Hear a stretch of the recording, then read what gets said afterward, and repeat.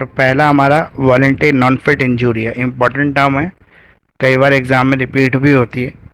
तो इसका मीनिंग क्या होता है? जी सर। गुड इवनिंग मोनिका जी। वॉलेंटरी नॉन फिट इंजूरी है, इसका मीनिंग क्या है?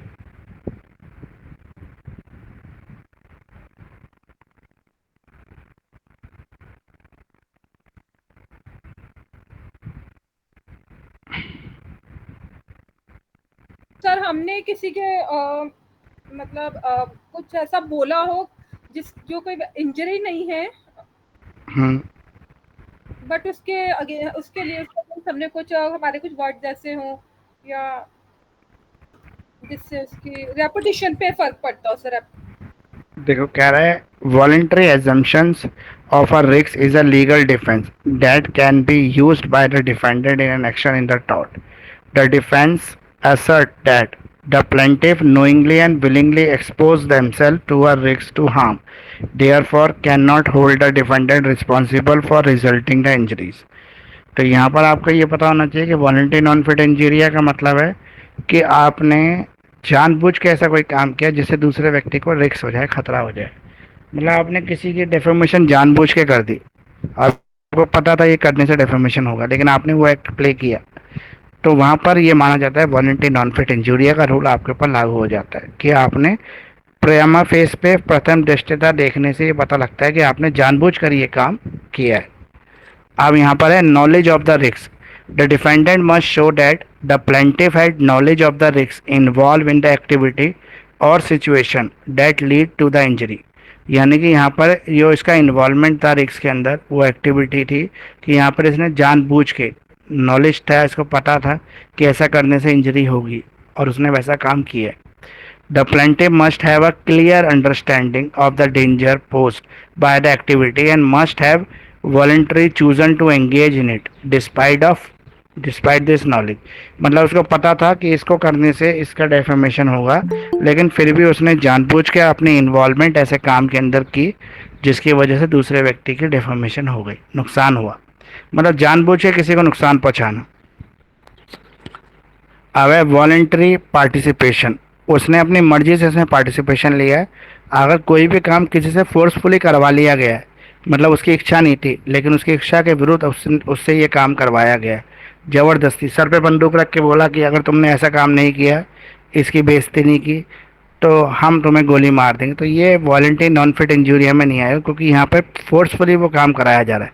लेकिन जहाँ पे आपने अपनी मर्जी से ऐसा काम करा है तो वो आपका इसके अंदर कहलाता है वॉलेंटरी नॉन फिट इंजूरिया के अंदर। तो वॉलेंटरी पार्टिसिपेशन होना चाहिए। Reasonable person standard. Reasonable person मतलब क्या होता है? आपको पता था कि आप किसके खिलाफ बोल रहे हैं, आपने पर्टिकुलरली उस बंदे को ही टारगेट करके वो बात बोली है, तो यानी कि आपको पता था कि विक्टिम कौन है, किसको इससे नुकसान होगा, इंजरी किसको होगी। तो in case there is a group of plaintiff, the defence of the voluntary assumption of the risk can be more complex. जहाँ पे ग्रुप ऑफ प्लेंटिफ हो, यानी काफ़ी सारे लोग मिलकर एक बात को कह रहे हो जिससे दूसरे का जो है अपमान हो जाए, नुकसान हो जाए, तो वहाँ पे डिफेंडेंट को ये प्रूव करना पड़ता है कि जो इंडिविजुअल है, अलग अलग जो प्लेंटिफ हैं, उन सबका उसके अंदर रोल था, इन्वॉल्वमेंट था। तो वॉलेंटरी पार्टिसिपेशन था, यानी कि अपनी मर्जी से वो इस एक्टिविटी के अंदर पार्टिसिपेट कर रहे थे और ये उनके खिलाफ, उनके खुद की मर्जी से लिया गया डिसीजन था। तो ये हाँ, जो बेसिकली ये चीज़ जो है वॉलेंटरी नॉन फिट इंजूरी, मतलब प्रेमा फेस अगर देखें इसको, प्रथम दृष्टया से देखें, तो ये आपने अपनी मर्जी से ऐसी एक्टिविटी के अंदर पार्टिसिपेशन की है जिससे दूसरे का नुकसान हो गया। वॉलेंटरी नॉन फिट इंजूरी एक लैटिन फ्रेज है जिसका मतलब है to willing a person no injury is done. मतलब आपने मर्जी से पार्टिसिपेशन किया है लेकिन इससे कोई इंजरी नहीं हुई, मतलब फिजिकल इंजरी कोई भी नहीं हुई, लेकिन डेफॉर्मेशन हो गया है। तो डेफॉर्मेशन जो होता है वो फिजिकल इंजरी नहीं होती, वो दिखाई नहीं देती चोट, लेकिन फिर भी चोट होती है वो। तो यहाँ पे टॉर्टियस कंडक्ट जो है वो बनता है। मतलब आपने टॉर्ट लाइबिलिटी, वो लाइबिलिटी है ना जो किसी को जैसे चाकू मार के घायल कर देना, वो तो क्रिमिनल एक्ट के अंदर कवर होता है। लेकिन अब्यूज़ करना, किसी को गाली दे के घायल कर देना, तो वो आपका टॉर्टियस लाइबिलिटी होता है, टॉर्ट के अंदर कवर्ड होता है, क्योंकि वहाँ पे डेफॉर्मेशन का केस बनता है। अच्छा, ये लाइबिलिटी किसकी है प्रूफ करने की कि उसने ऐसा एक्ट किया है? करने वाले की है जिसके ऊपर किया गया है उसकी उसकी है। लाइबिलिटी किसकी बनेगी इसके अंदर? करने वाले की। करने वाले की लाइबिलिटी थोड़ी ना है प्रूफ करना, सामने वाले की लाइबिलिटी है ना प्रूफ करना। प्रूफ करना, ओके या। वो तो सामने वाला प्रूफ करेगा भाई इसके कहने से मेरी बेइज्जती हो गई। हाँ, जिसके लिए किया गया है वो। तो बर्डन ऑफ प्रूफ किसके ऊपर है? प्लेंटिफ के ऊपर है या रिस्पोंडेंट के ऊपर है? प्लेंटिफ के ऊपर है, क्योंकि प्लेंटिफ एप्लीकेशन लगाएगा ना कोर्ट में जाके कि भाई साहब मेरी बेइज्जती कर दी है, इस बंदे ने मेरे को ये बोल दिया। सर प्लेंटिफ मेरा वो हुआ जो सफर किया है, जिसने सफर। नहीं नहीं, प्लेंटिफ वो होता है जो एप्लीकेशन लगाता है, सफरर भी हो सकता है और बिना सफरर भी हो सकता है। प्लेंटिफ वो है जो प्लेंटिफ कर रहा है, मतलब जो एप्लीकेशन दे रहा है। रिस्पोंडेंट वो है जो उसका रिप्लाई कर रहा है। ओके। ठीक है। तो प्लेंटिफ की जिम्मेदारी है, बर्डन ऑफ लाइबिलिटी प्लेंटिफ के ऊपर है, मतलब जिसकी बेइज्जती हुई है उसके ऊपर बर्डन ऑफ लाइबिलिटी है कि वो प्रूव करेगा कि उसके ऐसा कहने से मेरी इज्जत जो है, मेरी रिस्पेक्ट जो है वो खत्म हो गई। इसका एक एग्जांपल भी दे रखा है यहाँ पर। Plaintiff was injured by participating in the boxing match. एक प्लेंटिफ था जो बॉक्सिंग मैच में पार्टिसिपेशन कर रहा था, तो वो घायल हो गया। अब वो घायल होने के बाद वो केस कर देता है दूसरी पार्टी के ऊपर, बोलता है कि भाई साहब इसने मुझे मारा और मेरे को चोट लग गई। अब यहाँ पर कोर्ट क्या देखेगी? कोर्ट कहेगी कि भाई अगर आप बॉक्सिंग के मैच में उतर रहे हो तो यहाँ पे पंच से घायल होना है, तो आपने खुद ही उसको इनहेरिट किया है, आपने खुद ही तो उस मैच के अंदर अपनी मर्जी से पार्टिसिपेशन किया है। तो जब मर्जी से पार्टिसिपेशन किया, दो चार लात घुसे आपको लग भी गए, तो क्या हो गया? इसके लिए कोई केस थोड़ा बनेगा, क्योंकि यहाँ पर आपने नेग्लिजेंस में ना काम किया है कि आप वहाँ से पास से गुजर रहे थे, आपको बॉक्सर ने उठाया, रिंग के अंदर डाल दिया और आपको पिटाई कर दी, ऐसा नहीं हुआ ना। आप खुद ही गए थे बॉक्सिंग मैच लड़ने के लिए, तो वहाँ पे केस नहीं बनेगा। तो जो डिफेंडेंट है वॉलंटरी नॉन फिट इंजूरिया के अंदर, ये उसकी जिम्मेदारी है कि वो ये प्रूफ करेगा कि बर्डन ऑफ लाइबिलिटी उसकी है, वो प्रूफ करेगा कि उसकी वजह से उसको जो है नुकसान हुआ। अब यहाँ पर कुछ केसेस दे रखे हैं इसके। नगप्पा बी गुरुदयाल, दूसरा है Aman Kumar versus state of Haryana, Abhinav Kumar versus Bhola Singh. जितने केस आपको याद रह जाए वो केस जरूर लिख देना। तो पहला वाला केस जो है नगप्पा वर्सेस गुरुदयाल, इस केस के अंदर क्या है? प्लेंटिव वाज अ पैसेंजर इन अ बस that was involve in accident. Plaintiff जो था वो पैसेंजर है बस का जो एक एक्सीडेंट के अंदर इन्वॉल्व थी। The court held that the plaintiff had voluntarily assumed the risk of injury by choosing to ride in the bus। तो बोला कि जो प्लेंटिफ है अपनी मर्जी से उस बस में चढ़ा था और उसको पता था कि बस रोड पर चलती है तो एक्सीडेंट भी हो सकता है। Which was known to be a dangerous mode of transportation in the area. उसको पता था कि जो बस है वो ट्रांसपोर्ट एरिया, जो डेंजरस ट्रांसपोर्टेशन है उस एरिया का। In such a defendant could not be held liable. तो यहाँ पर डिफेंडेंट को लायबल नहीं ठहराया जा सकता। मान लो कि एक व्यक्ति बस में जा रहा है शिमला और बस जो है वो खाई में गिर गई, इसको चोट लग गई। अब चोट लगने के बाद उसने कोर्ट में जाके एप्लीकेशन लगा दी एज ए प्लेंटिफ। अब यहाँ पे जो बस का मालिक है या बस का जो ड्राइवर है वो आएगा एज ए डिफेंडर। तो क्या कोर्ट ये बोलेगी उसको कि भाई इसकी आपकी गलती से इसको चोट लगी है तो आप इसको हट जाना दो, या नहीं बोलेगी?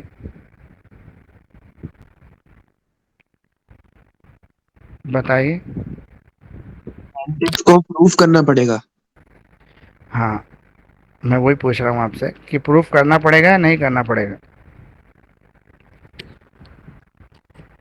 तो इसमें ये बोल रहा है कि भाई ऐसी कोई भी सर्विस का आप उपयोग कर रहे हो जो डेंजरस मोड ऑफ ट्रांसपोर्टेशन है, तो उस कंडीशन में वो लाइबिलिटी उसकी नहीं बनेगी, क्योंकि आप अपनी मर्जी से इस बस में बैठे हैं, फोर्सफुली आपको नहीं बिठाया गया, ज़बरदस्ती नहीं बिठाया गया, रास्ते में एक्सीडेंट हुआ, आपको चोट लगी, तो उसने जानबूझ कर थोड़ा ना ऐसा किया, आपको चोट लगाने का उसका इरादा थोड़ा ना था।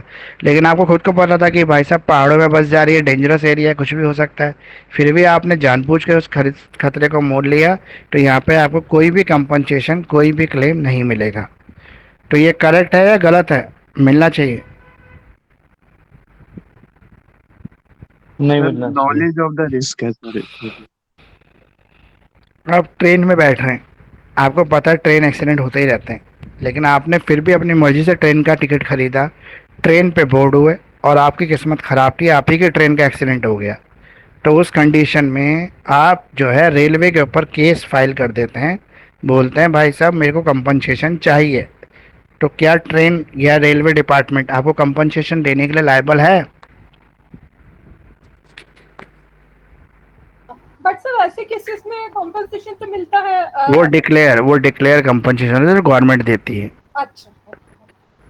और वो घोषित किया है सरकार की तरफ से सबको 50-50 हज़ार रुपये कंपनसेशन। वो तो गवर्नमेंट अपनी मर्जी से दे, कुछ भी दे सकती है अच्छा। वो तो रेलवे भी दे सकती है। लेकिन क्या हम कोर्ट में केस करके क्लेम कर सकते हैं उसको? नहीं कर सकते हैं, नहीं क्योंकि कर सकते। हमें पता था कि जो भी चीज़ गाड़ी है ट्रैक पे चल रही है उसका एक्सीडेंट हो सकता है, ट्रेल हो सकती है, गिर सकती है।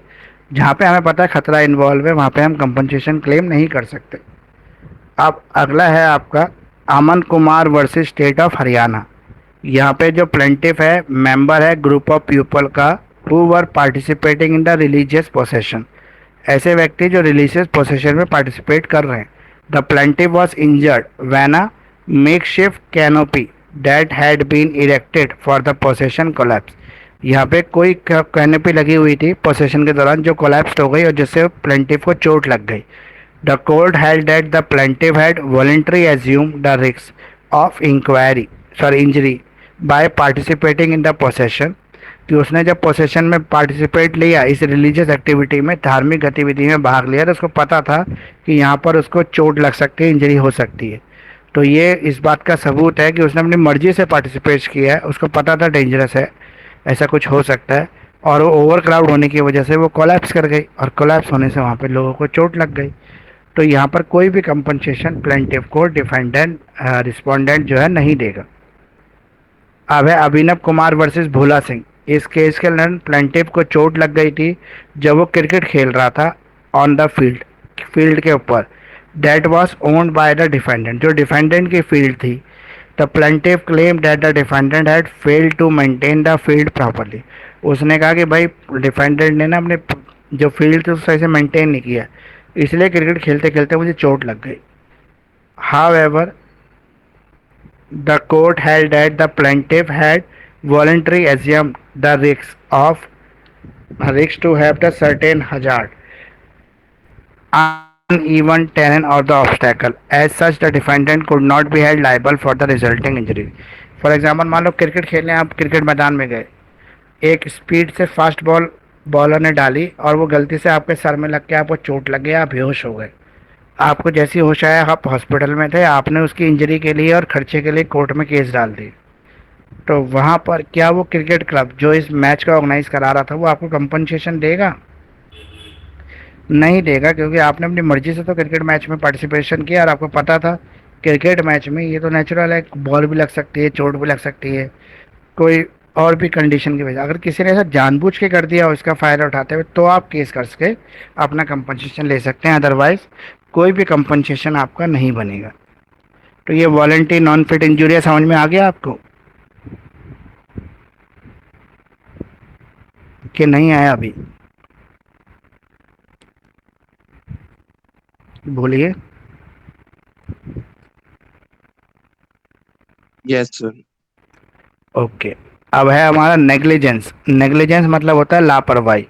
What are the essential elements of the tort and the negligence? Exam मतलब ये एग्जाम्पल होगा with the help of the examine होगा, ये एग्जाम नहीं है। Examine with the help of appropriate example, सही उदाहरणों की सहायता से इसका एग्जाम्पल देना है। तो एसेंशियल एलिमेंट्स कौन से हो सकते हैं नेग्लिजेंस के? पहले तो नेग्लिजेंस क्या होता है ये बताइए। लापरवाही क्या होती है?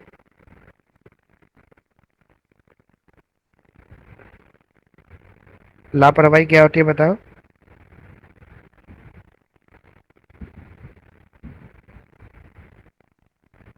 नहीं पता?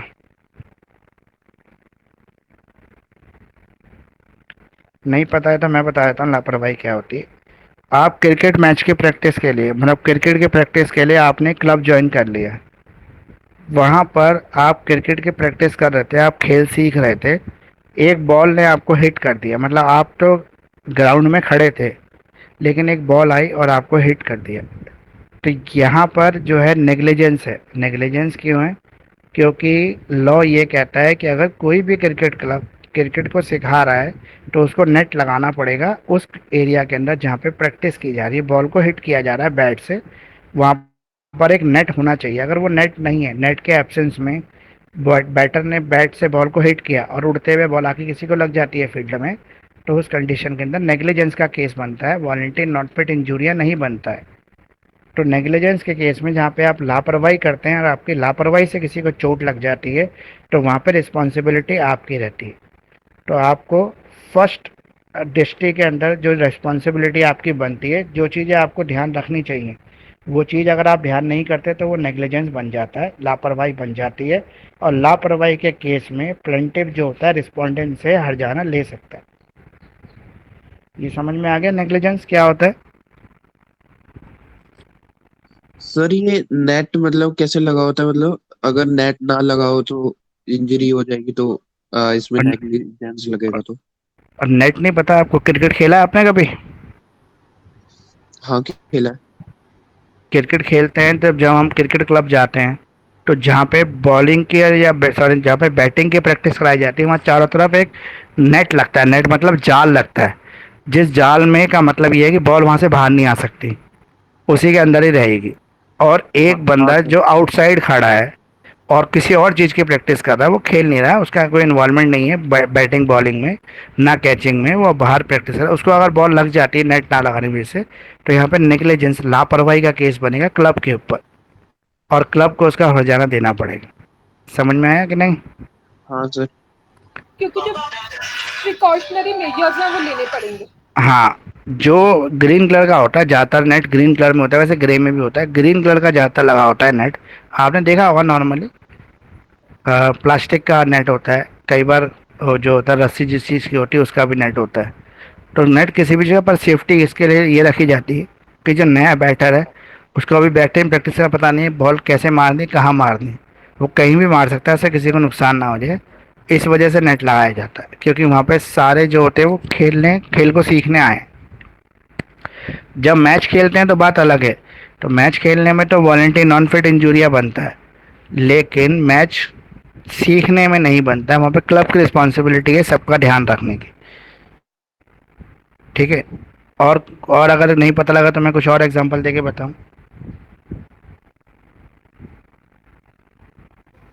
क्लियर हो गया सर।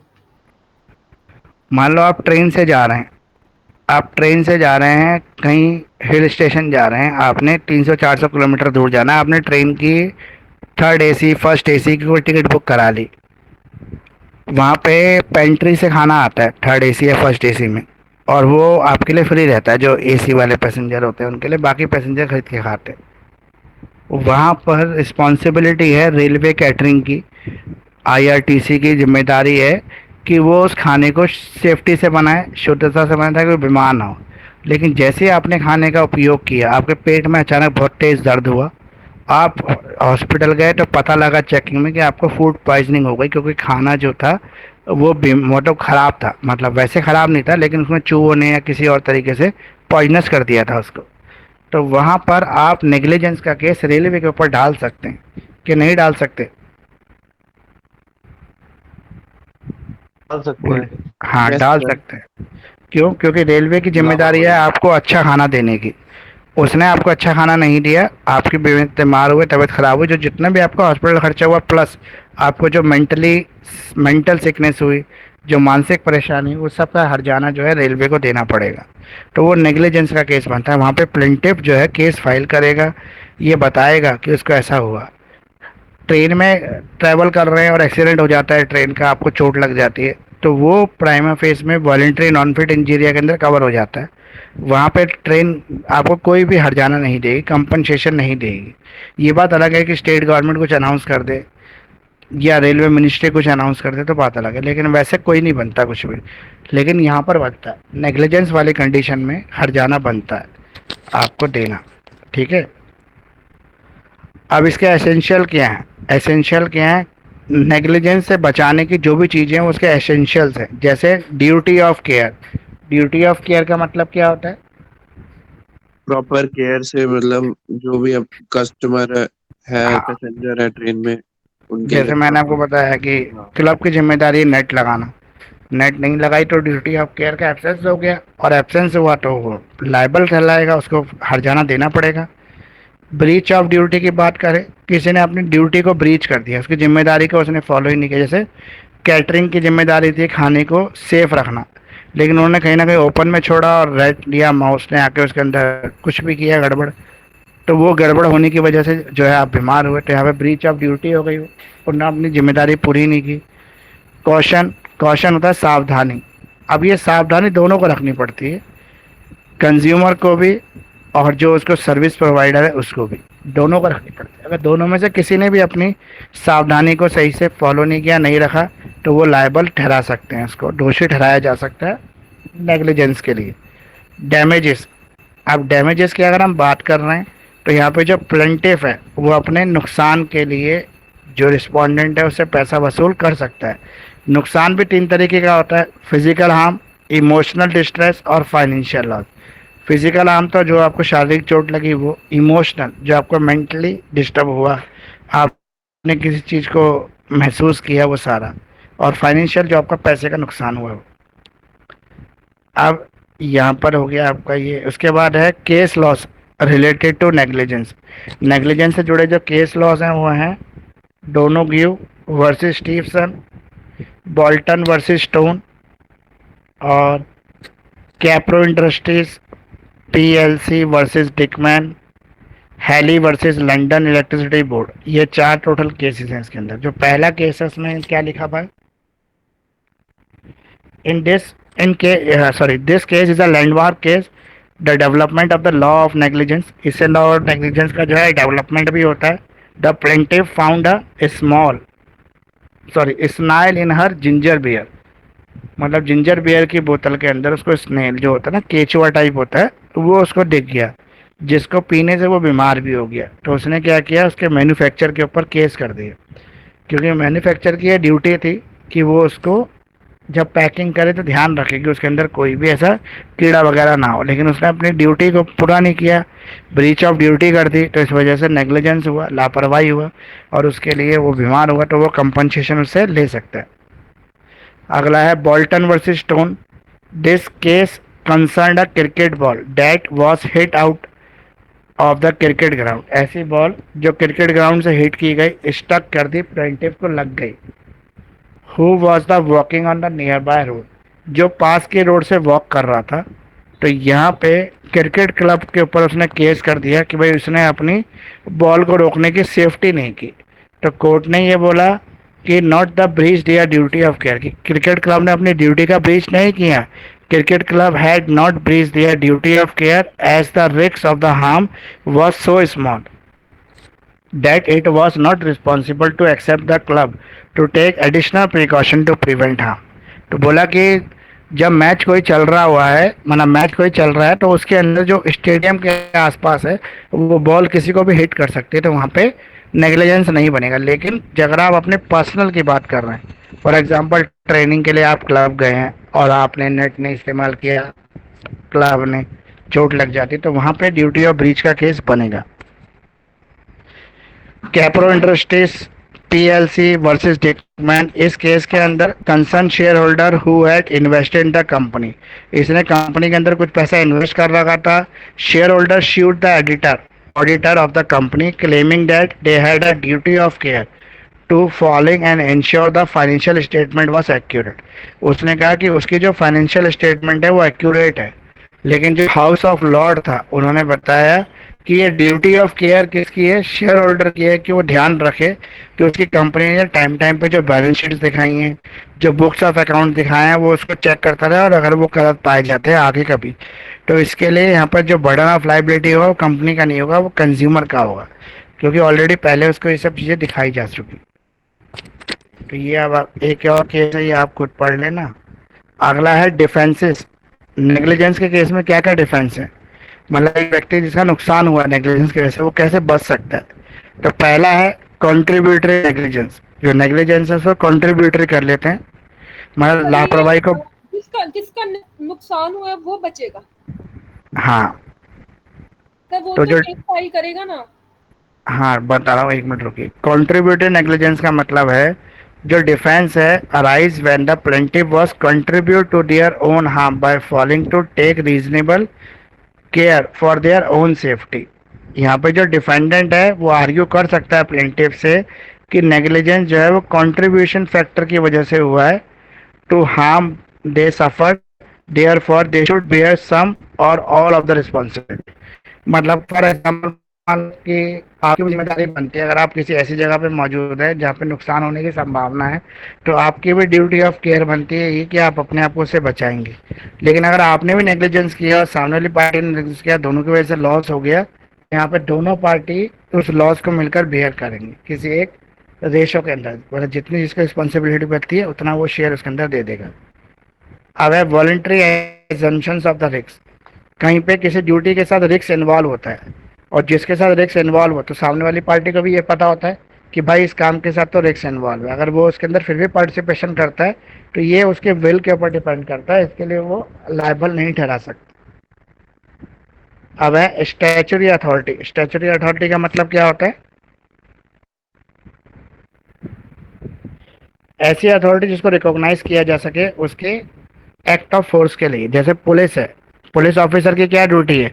उसकी ये ड्यूटी है कि जो भी कल्प्रिट है, जिसने गुनाह किया है, उसको अरेस्ट करे और डिटेन करे। लेकिन कई कंडीशन में ऐसा होता है कि वो रॉन्ग अरेस्टिंग कर देता है, मतलब गलती से किसी गलत व्यक्ति को अरेस्ट कर लेता है, तो यहाँ पर उसके खिलाफ कोई भी केस नहीं बनेगा। मतलब उसका नेग्लिजेंस तो है कि उसने गलत आदमी को अरेस्ट किया, लेकिन उसने किया तो सही को करने की कोशिश में ही था, और वो उसके पास पावर है क्योंकि वो अथॉरिटी है, इसलिए वो ऐसा कर सकता है। उसके खिलाफ कोई ऐसा नेग्लिजेंस का केस नहीं बन पाएगा। Act of God. अगर भगवान की वजह से किसी का नुकसान हो जाता है, कोई नेचुरल डिजास्टर की वजह से नुकसान हो जाता है, तो वहाँ पे आप भगवान के खिलाफ कोई केस थोड़ा ना करेंगे, तो वहाँ पे एक्ट ऑफ गॉड का केस एप्लीकेबल होगा।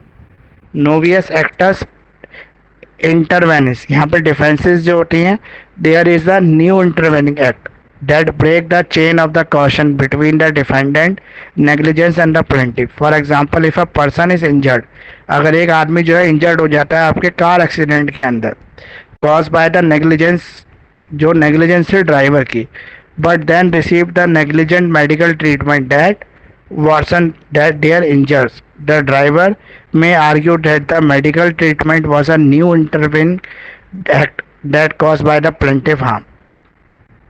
मतलब एक व्यक्ति किसी ऐसे एक्ट में इन्वॉल्व हो जाता है जहाँ पर वो खुद ही दोषी हो जाए उस चीज़ का, मतलब नेग्लिजेंस करे। जैसे यहाँ पे एग्जांपल दिया था, एक पर्सन है वो कार एक्सीडेंट में इन्वॉल्व हो गया, मतलब इंजर्ड हो गया। यहाँ पे जो नेग्लिजेंस है वो ड्राइवर की है, लेकिन यहाँ पे जो नेग्लिजेंस है वो मेडिकल ट्रीटमेंट की भी हो गई। मतलब एक व्यक्ति को एक्सीडेंट के बाद तुरंत हॉस्पिटल ले जाया गया, लेकिन डॉक्टर ने उसको टाइम से ट्रीटमेंट नहीं दिया, जिसकी वजह से वो अंधा हो गया, बहरा हो गया, या कुछ भी हो गया, या उसका एक हाथ खराब हो गया।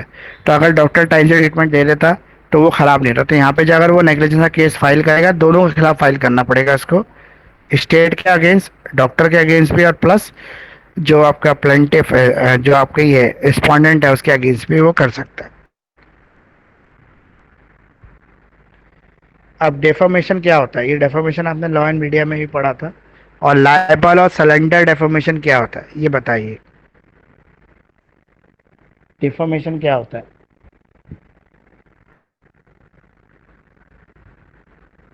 सर डिफेमेशन हो गया, मानहानि। हाँ, मानहानि होता है। किसी की लाइबल होगा जो reputation को रिटर्न में है, और सिलेंडर जो है सर वो जो मौखिक या ओरल समझ हाँ, जब बोल के किसी की बेइज्जती बेइज्जती करना। करना, लाइबल होता है रिटर्न में हो लिखकर गया। करना। अब रिटर्न आर्टिकल हो सकता है, लेटर हो सकता है, कोई भी नोट्स हो सकता है, कोई भी प्ले हो सकता है, किसी भी थ्रू से अगर आप किसी की बेइज्जती कर रहे हैं, डिफेम कर रहे हैं इसको, तो वो आपका डेफोमेशन बनता है। बताइए मोनिका जी, कुछ कह रहे थे आप? डिफेमेशन का ही बता रही थी सर मैं कि वो बता दिया इन्होंने ना, और आपने भी क्लियर कर दिया कि अगर किसी न्यूज़पेपर में कोई आर्टिकल छपता है, उस आर्टिकल के अंदर ये बोल दिया जाए कि मोदी जी जो है वो देश में बहुत गलत काम कर रहे हैं, चोरी कर रहे हैं, देश की जो चीज़ों को बेच रहे हैं, फॉरेन कंट्रीज में बांट रहे हैं, तो यहाँ पे डिफॉर्मेशन हो गया मोदी जी का, तो केस बनेगा कि नहीं बनेगा?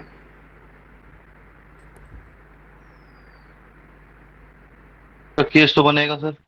बनेगा। और बनेगा कौन सा बनेगा?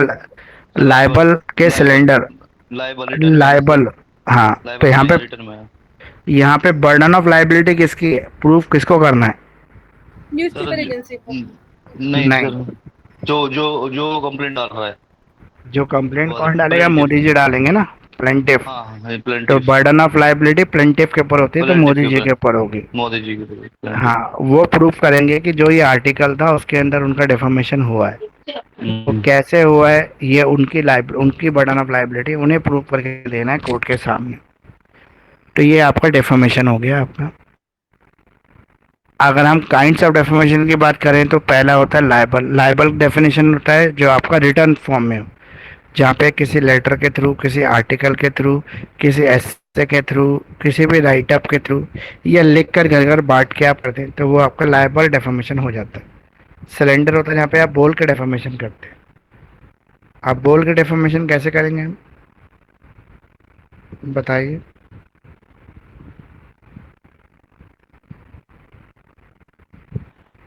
सर ये ओरल स्टेटमेंट हो, गेस्चर सर, मतलब कि बना के कुछ हाँ ऐसा कुछ, हाँ, गेस्चर। मतलब देखो, बोल के डेफर्मेशन का मतलब होता है आपने माइक लिया, चिल्ला के बोलना शुरू कर दिया, किसी ने सुना नहीं सुना आपको कोई मतलब नहीं, लेकिन ये भी आपका सिलेंडर फॉर्म है। आपने अपने फ्रेंड को बुराई कर दी, उसने आगे जाके तीसरे बंदे को बता दिया। पहले आप हो गए, दूसरा फ्रेंड हो गया, तीसरा उसने उसको बताया, फिर उसने चौथे को बताया, तो ये माउथ टू माउथ चला गया। तो ये दोनों ये आपके सिलेंडर फॉर्म है। सिलेंडर का मतलब होता है बोल का जब हम करते हैं। तो यहाँ पर टेम्पररी भी हो सकता है कई बार। फॉर एग्जाम्पल आपने जोकिंगली किसी का नाम ले लिया ऐसे और उसको डिफेम कर दिया, लेकिन आपका इंटेंशन गलत नहीं था, आप बोलना नहीं चाह रहे थे, लेकिन फिर भी आपने सब बोल दिया। तो ये व्यक्ति जिसके खिलाफ बोला, ये उसकी जिम्मेदारी होती है, वो ये प्रूव करेगा कि इसके अंदर डिफॉर्मेशन कंटेंट था। अब एसेंशियल क्या क्या है इसके डेफॉर्मेशन के? पहला है फॉल्स स्टेटमेंट। तो ये क्या मतलब होता है फॉल्स स्टेटमेंट? झूठी बात है, जैसे मतलब गलत बात बोलते हैं, झूठा बोलते हैं। आप कुछ भी बोल सकते हो, लेकिन सच बोलोगे तो कोई डेफॉर्मेशन नहीं होगा। आपने एक चोर को चोर बोल दिया तो कोई डेफॉर्मेशन नहीं, लेकिन आपने किसी के ऊपर अगर प्रूव नहीं हो उससे पहले उसको चोर बोल दिया, तो वो डेफॉर्मेशन स्टेटमेंट होती है। तो ऐसे कोई भी स्टेटमेंट जो आपके सेंट्रलाइज ना हो और डिस्ट्रीब्यूशन हो, लेकिन साथ में ये भी समझना पड़ेगा कि उसके अंदर फॉल्स कंटेंट होना जरूरी है, मतलब झूठी स्टेटमेंट होना जरूरी है। पब्लिकेशन, पब्लिकेशन का मतलब क्या होता है? छापना, प्रिंट करना। तो पब्लिकेशन में कैसे करेंगे हम, कौन सा फॉर्म रहेगा, ये लाइबल या सिलेंडर? Sir liable. लाइबल रहेगा क्योंकि पब्लिकेशन हो रहा है ना, छाप रहे हैं हम, लिख कर रहे हैं। अगला है आइडेंटिफिकेशन। आइडेंटिफिकेशन का मतलब क्या है? आइडेंटिफाई करना। किसको आइडेंटिफाई करेंगे हम यहाँ पे? डिफॉर्मेटरी स्टेटमेंट को। तो डिफॉर्मेटरी स्टेटमेंट कौन सी होती है? मानहानि वाली स्टेटमेंट जो होती है, इस पे जो लाइन बोली गई है। मतलब किसी के खिलाफ आपने कुछ ऐसे शब्दों का उच्चारण किया है जो उसके मान की हानि करता है। अब है डिफॉर्मेटरी का मीनिंग क्या है? डिफॉर्मेटरी का मीनिंग है ऐसे कुछ भी कहना, अब्यूज करना, कुछ गाली देना, या कुछ भी ऐसा कह देना जिससे डिसरिस्पेक्ट हो है सामने वाले की, वो डिफॉर्मेटरी स्टेटमेंट है। डिफॉर्मेटरी का मीनिंग है हार्म टू रेपुटेशन। जिस भी सेंटेंस की वजह से दूसरे के रेपुटेशन का नुकसान हो जाए, वो आपका डिफॉर्मेटरी स्टेटमेंट में कवर हो जाता है। अब क्या क्या डिफॉर्मेटरी नहीं है, मतलब ऐसे कौन सी चीजें डिफॉर्मेटरी नहीं कह सकते अकॉर्डिंग टू इंग्लिश लॉ? पहला, ट्रुथ, सच बोलने का भी डिफॉर्मेशन नहीं है। दूसरा, आपका ऑनेस्ट ओपिनियन, अगर आपने ईमानदारी से अपना ओपिनियन दिया है, आपकी कोई गलत इंटेंशन नहीं थी, तो भी आपके खिलाफ कोई भी डिफॉर्मेटरी स्टेटमेंट नहीं बनेगी। प्रिविलेज, प्रिविलेज का मतलब क्या है?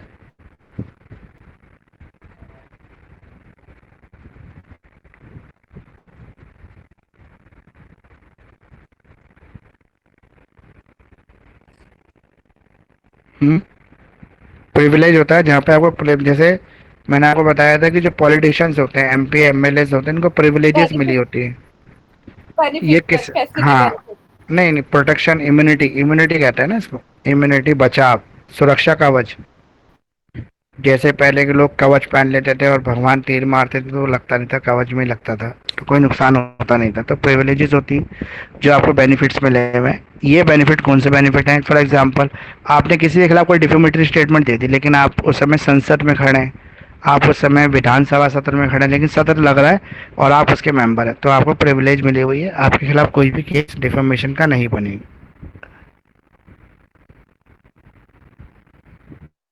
अब है अगला ही, definition of libel slander and discuss the saying the greater the truth greater the libel. तो ये आपको प्रूफ करना है कि जितना बड़ा ट्रूथ होता है उतना बड़ा लाइबल होता है। लाइबल का मतलब क्या है?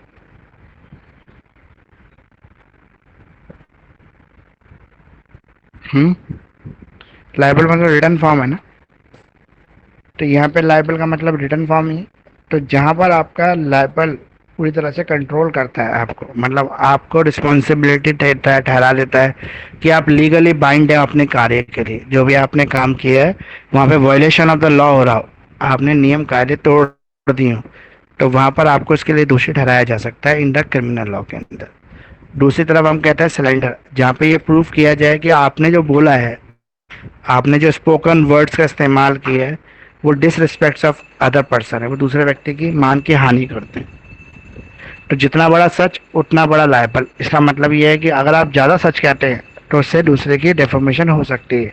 तो सच भी उतना ही कहना अलाउड है जिसे किसी और को टारगेटेड ना किया जाए। अब इसमें जो है ना, ये differentiate between liable and cylinder, इसको जरूर पढ़ लेना, ये आपके एग्जाम पॉइंट ऑफ व्यू से भी इम्पोर्टेंट क्वेश्चन है। अब है डिफेंसेस अगेंस्ट डिफॉर्मेशन। डिफॉर्मेशन के अंदर डिफेंसेस वही है जो पिछली बार हमने पढ़े थे। ट्रुथ, सच बोलने से कोई डिफॉर्मेशन केस नहीं बनता। ओपिनियन देने से भी डिफॉर्मेशन नहीं बनता, जब तक अपना ओपिनियन किसी भी लीगल मैटर पे दे सकते हैं। प्रिविलेजेस, जहाँ पर आपको जितनी सुविधाएं मिली हुई हैं। अगला है एब्सोल्यूट प्रिविलेजेस। एब्सोल्यूट प्रिविलेजेस का मतलब है जो हकीकत में आपको कोर्ट ऑफ जस्टिस दे रहा है, या लॉयर दे रहा है, या कुछ और दे रहा है। अब है क्वालिफाइड प्रिविलेजेस, जो आपका प्रोटेक्शन है वो कैसे मिल रही है? लीगल और moral duty to do so such statement made by the employer in a reference letter. अब है कंसेंट। कंसेंट होती है रजामंदी, आपने अपनी रजामंदी दे दी, जब तक आप रजामंदी देंगे तब तक आपकी भी कोई भी लाइबिलिटी नहीं बनेगी, डिफॉर्मेशन नहीं बनेगा। जहाँ पे आपने अपनी रजामंदी दे दी वहीं पर बनेगा। Fair comment. फेयर कमेंट क्या होता है? जहाँ पे आप बिना किसी के अंदर भेदभाव किए हुए आपको जो पता है वो आप सच कह रहे हैं और इस बात को आप मानते भी हैं। अपोलोगाई फॉर अदर, सॉरी, अपोलोगाई और ऑफर ऑफ अमेंट, मतलब आपने क्षमा याचना कर दी या आपने उनसे क्षमा मांग ली, ऑफर ऑफ अमेंट कर दिया, तो उस कंडीशन में जो भी डैमेजेस हैं, जो भी आपने बोला है वो सारे डैमेजेस उस डेट तक जहाँ पर दोनों को भी समझौता हो रहा है, वो कौन सी पार्टी बेयर करेगी? वो बेयर करेगी रिस्पॉन्डेंट, जिसकी जिम्मेदारी इसको मेंटेन करने की। तो ये 3 क्वेश्चन तक हमने आज कर लिया। इसको एक बार आप पढ़ लेना ठीक से, ताकि आपको तरीके से समझ में आ जाए, और चाहेंगे तो एक बार और हम अगली क्लास शुरू करेंगे, उससे पहले इसको डिस्कस कर लेंगे। कोई डाउट है आपके किसी के?